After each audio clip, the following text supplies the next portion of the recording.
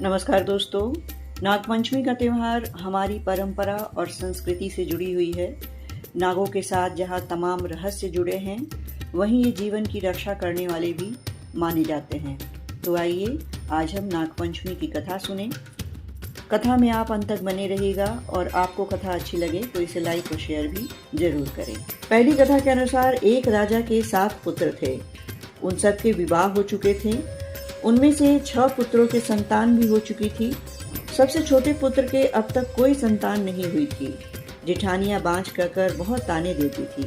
एक तो संतान न होने का दुख और उस पर सास, ननद, जिठानी आदि के ताने उसको और भी दुखी करने लगे। इससे व्याकुल होकर वह बेचारी रोने लगती। उसका पति समझाता कि संतान होना या ना होना तो भाग्य के अधीन है, फिर तू क्यों इतना दुखी होती है।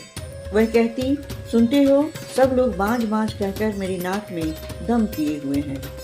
पति बोला, दुनिया बकती है, बकने दे, मैं तो कुछ नहीं कहता। तू मेरी ओर ध्यान दे और दुख को छोड़कर प्रसन्न रह। पति की बात सुनकर उसे कुछ सांत्वना मिलती, परंतु फिर जब कोई ताने देता तो रोने लगती।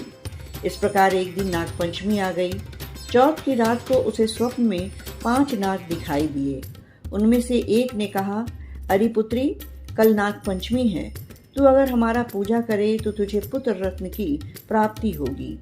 यह सुनकर वह उठ बैठी और पति को जगाकर स्वप्न का हाल बताया। पति ने कहा, यह कौन सी बड़ी बात है। 5 नाग अगर दिखाई दिए हैं तो 5 की आकृति बनाकर उसका पूजन कर देना। नाग ठंडा भोजन ग्रहण करते हैं, इसलिए उन्हें कच्चे दूध से प्रसन्न करना। दूसरे दिन उसने ठीक वैसा ही किया। नागों के पूजन से उसे 9 मास के बाद सुंदर पुत्र की प्राप्ति हुई। नागपंचमी की दूसरी कथा के अनुसार किसी राज्य में एक किसान परिवार रहता था। किसान के 2 पुत्र और 1 पुत्री थी। एक दिन हल जोतते समय हल से नाग के 3 बच्चे कुचलकर मर गए। नागिन पहले तो विलाप करती रही, फिर उसने अपनी संतान के हत्यारे से बदला लेने का संकल्प किया। रात्रि को अंधकार में नागिन ने किसान और उसकी पत्नी दोनों लड़कों को डस लिया।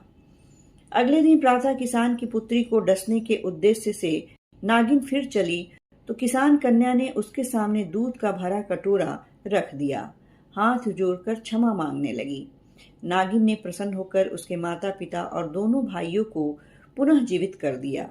उस दिन श्रावण शुक्ल पंचमी थी। तब से आज तक नागों के कोप से बचने के लिए इस दिन नागों की पूजा की जाती है। अब आप मुझे आज्ञा दें।